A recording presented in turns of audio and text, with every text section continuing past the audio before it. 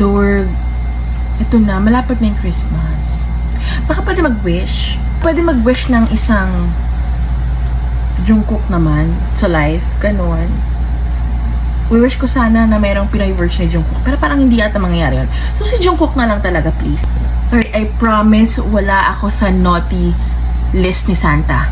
Totoo po yan. Promise yan. Tsaka Lord, di ba sabi nila, don't settle for less because you deserve the best.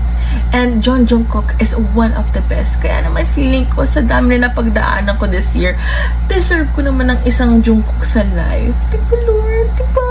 Baka tanongin ninyo, Lord, kaya mo bang LDR lalo na at magmimilitary?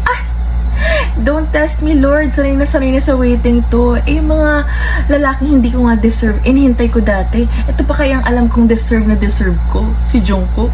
Hindi ko mahihintay. 2 years?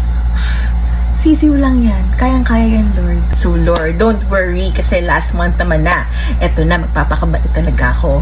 Hindi na ako manlalait. Hindi na tayo masyado magiging chismosa para lang makuha si Jungkook, para lang ibigay nyo sa akin. Or sa aming lahat. Share kami. Okay lang yon kasi sharing is caring. Let's go. Thank you, Lord.